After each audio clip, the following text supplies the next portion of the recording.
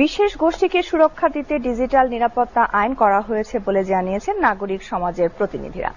বিতর্কিত এই আইনের মামলায় বেশি অভিযুক্ত হয়েছেন দেশের রাজনীতিবিদ ও সাংবাদিক। আর অভিযোগকারীরা ক্ষমতাসীন রাজনীতির সঙ্গে যুক্ত। তারা বলছেন এই আইনে নাগরিকদের মৌলিক অধিকার ক্ষুণ্ণ হচ্ছে। সিজিএস আয়োজিত ওয়েবিনারে এসব কথা বলেন তারা। একটি স্বাধীন কমিশন গঠন করে মামলাগুলোর সঠিক তদন্ত করার দাবি জানান বিশ্লেষকরা। হেদায়েতুল্লাহ সীমান্তের প্রতিবেদন। ডিজিটাল নিরাপত্তা আইনে ভুক্তভোগীদের হয়রানি এবং এর অধীনে দায়েরকৃত মামলার সামগ্রিক চিত্র নিয়ে আলোচনার লক্ষ্যে ডিজিটাল সিকিউরিটি অ্যাক্টের 5 বছর 2018 থেকে 2023 শীর্ষক একটি ওয়েবিনারের আয়োজন করে centre for governance studies CGS.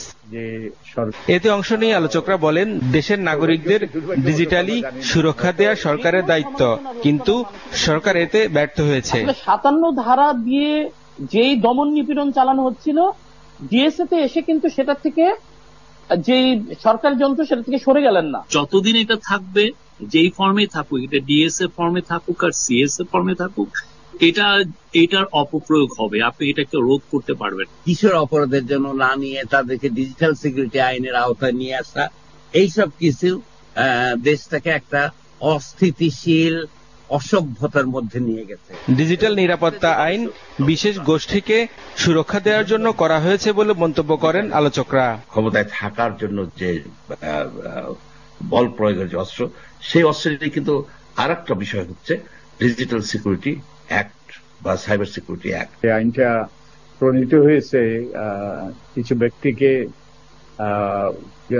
এবং বিশেষ গোষ্ঠীকে সুরক্ষা দেওয়ার জন্য। আমাদের যে সকল প্রতিষ্ঠানের মাধ্যমে যে এই আইনগুলোর অপপ্রয়োগ হয়, সেই সকল প্রতিষ্ঠানের মধ্যে গুরুত্বপূর্ণ সংস্কার করা, সেগুলো যে দলবাজের শিকার হয়ে গিয়েছে পক্ষপাতদুষ্ট ব্যক্তিদের দ্বারা যেগুলো পরিচালিত হয়, সেগুলোতে পরিবর্তন আনা।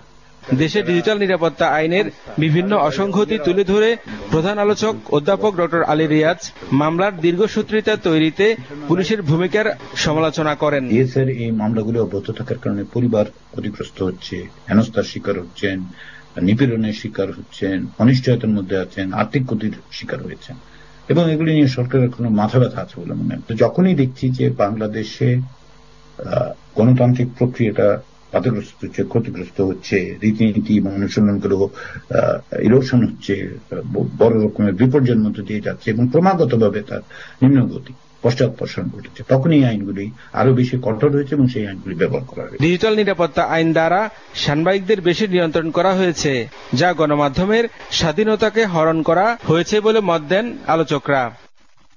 হেদায়েতুল্লাহ সীমান্ত, এসএটিভি, ঢাকা।